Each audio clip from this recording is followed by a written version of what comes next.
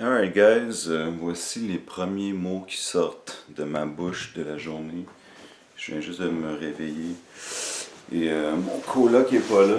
Pour ceux qui savent pas, j'ai un de mes amis qui m'a demandé si il y avait de la place, s'il y avait une pièce libre.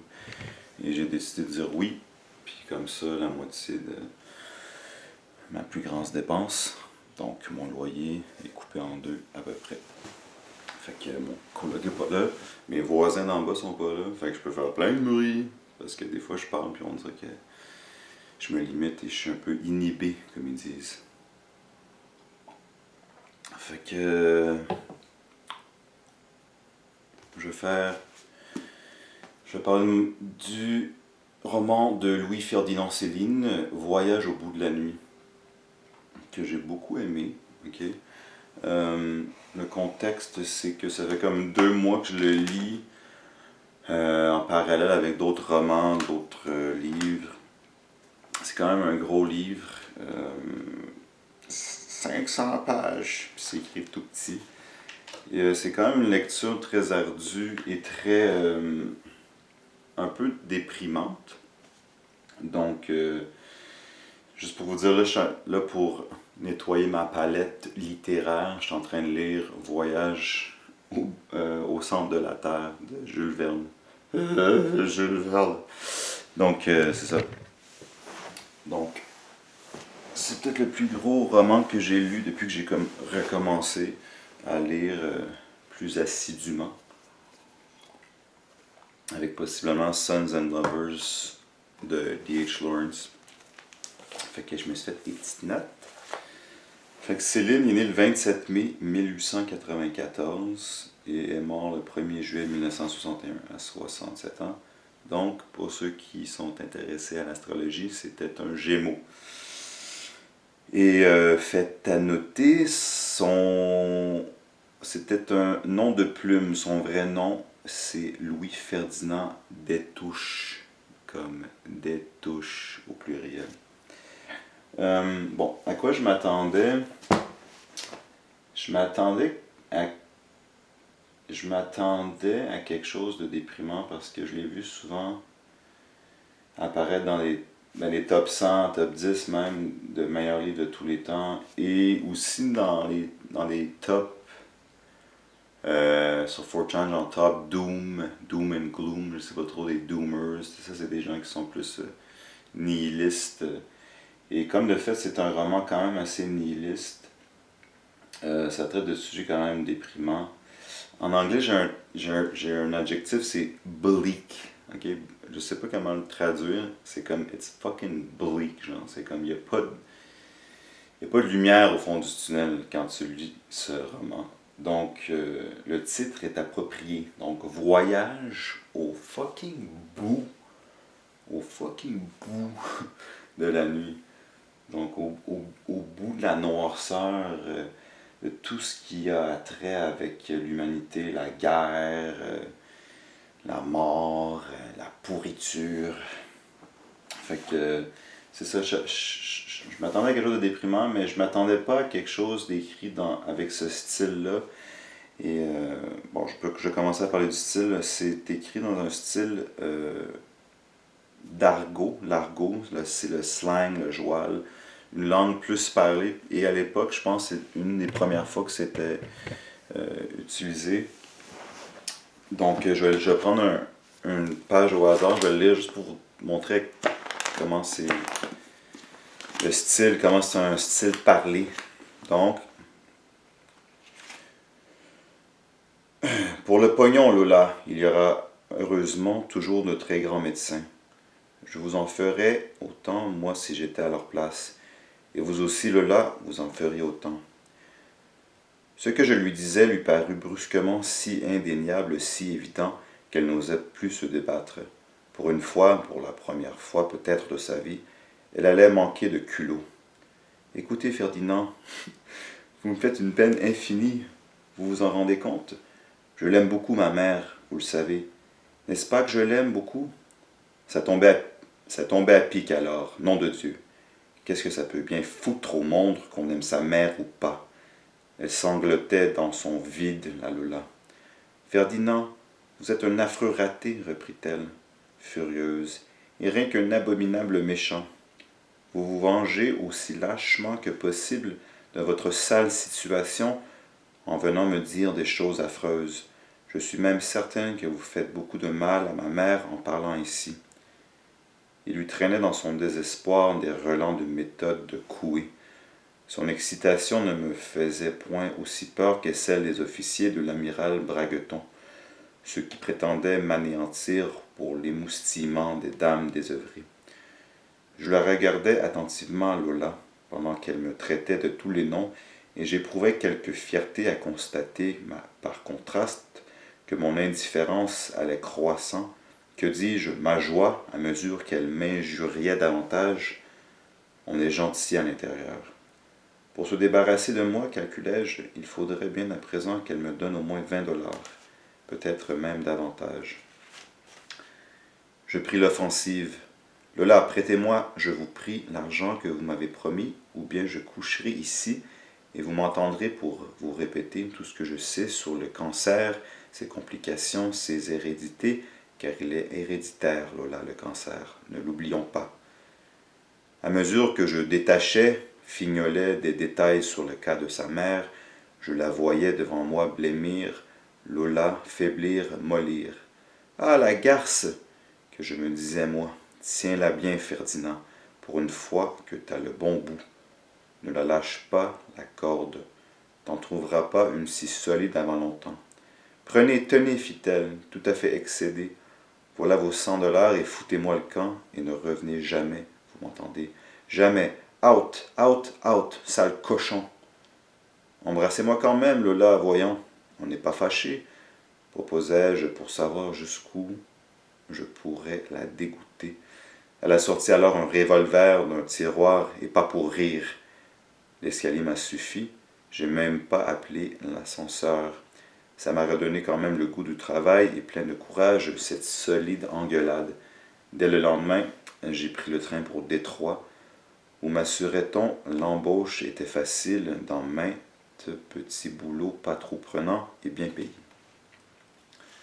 Fait que c'est ça.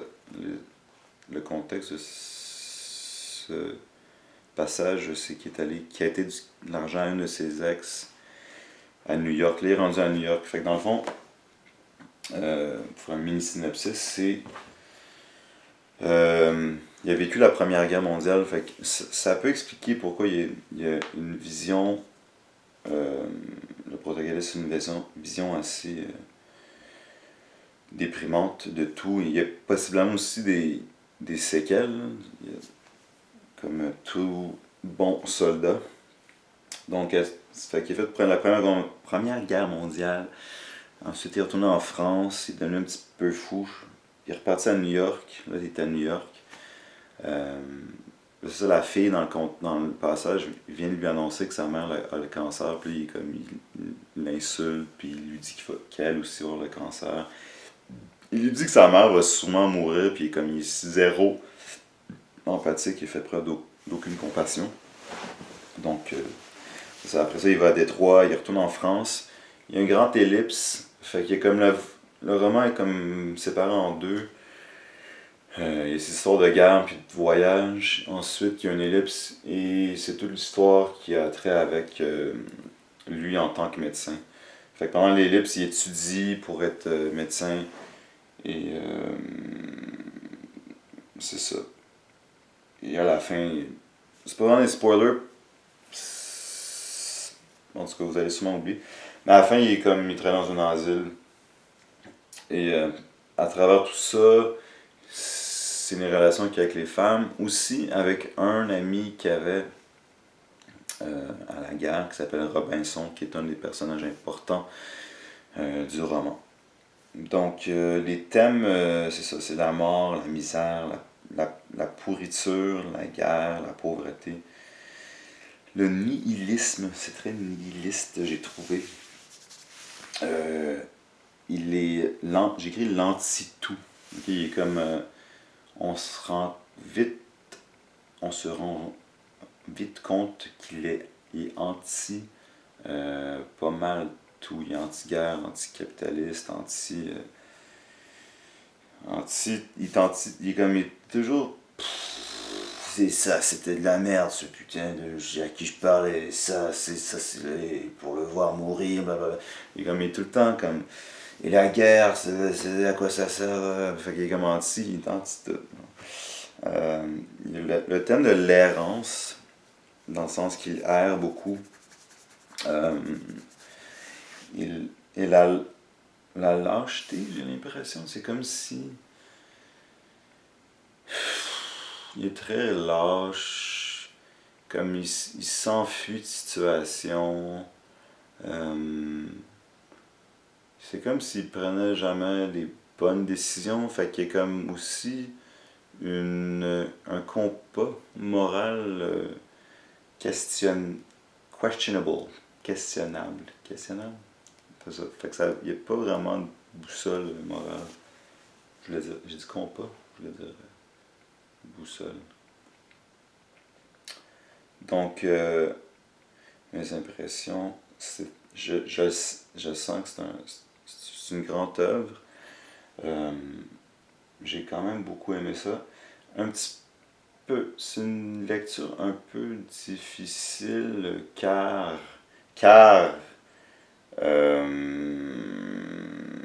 j'avais lu sur Wikipédia que son style était très elliptique, donc il y a beaucoup d'ellipses.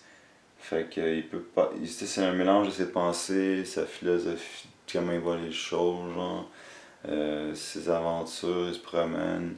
Des fois, il y a des ellipses, fait que il passe d'un endroit à un autre et d'un endroit mental à un autre dans ses pensées. Euh, Fait que c'est un petit peu. Des fois, c'est un petit peu dur à suivre. Euh, donc, depuis que j'ai recommencé à lire, c'était un des romans un petit peu plus difficile. Euh, mais très rewarding. En français, rewarding. C'est ouais, récompensant. Récompensant. Désolé, je viens juste de me réveiller et ça fait un bout que je voulais faire une vidéo sur Voyage au bout de la nuit. 12 minutes. Donc, je vais donner une note de 9 points fucking. 9 points. Je veux dire 9.6, c'est vraiment. euh, C'était vraiment un bon roman. Et je sais qu'à l'époque, ça a été c'était très original, très même révolutionnaire d'avoir un roman dans ce style de langue parlée. Et j'imagine qu'à l'époque, c'était plus écrit de façon classique. Donc, Voyage au bout de la nuit, excellent roman, je vous le conseille. Comme j'ai dit plus tôt, je suis en train de lire un Jules Verne pour me nettoyer la palette. Les papilles gustatives littéraires, parce que c'est très nihiliste, c'est très déprimant. Pas que ça m'a affecté, j'étais pas déprimé pendant que je lisais, mais c'est une brique. Ça, c'est une de mes premières vraies briques que je lis. Et pour la suite, là, j'ai comme un. Pour ceux qui ne savent pas, je suis INTJ dans le test de Myers-Briggs, fait que je suis tout le temps en train de faire des plans. Et j'ai divisé ma vie en 3 blocs, en 3 actes, mais ça, c'est pas moi, là, plusieurs personnes le font. Je viens de commencer mon 2e acte où je sens que je commence à être plus un adulte. Et le 3e acte, bon, ça va être l'âge d'or. Fait que je vais sûrement pas le relire de sitôt et je me le garde pour mon 3e acte. Fait que peut-être, si jamais j'ai des enfants, tout ça, que mes enfants sont plus partis de la maison, je vais peut-être le relire. Et pour la suite, je vais lire Mort à crédit, qui est un autre roman de Louis-Ferdinand Céline. Quelqu'un à la job me l'a conseillé. Fait que je pense que si vous lisez du Céline, il y a pas mal. Ça, c'est son meilleur, c'est considéré comme son meilleur. Et ensuite, il y a Mort à crédit, et que j'ai aucune idée de quoi ça traite, c'est quoi l'histoire. Fait que ça, c'est Céline, que j'ai beaucoup aimé. Voyage au bout de la nuit. Excellent, excellent, excellent. Un peu déprimant, mais ça vaut la peine. Euh, Ça vaut vraiment la peine. Donc, je vous laisse là-dessus. Je voulais vraiment faire une vidéo sur Voyage au bout de la nuit. Je le vois apparaître souvent des top 10. Même en anglais aussi. Fait que... Voyage to the Center of the Night. Non, c'est ça. En tout cas. Moi, je lis mes romans le plus possible en langue originale. Donc, Voyage au bout de la nuit, excellent. Allez lire ça. Ciao, guys.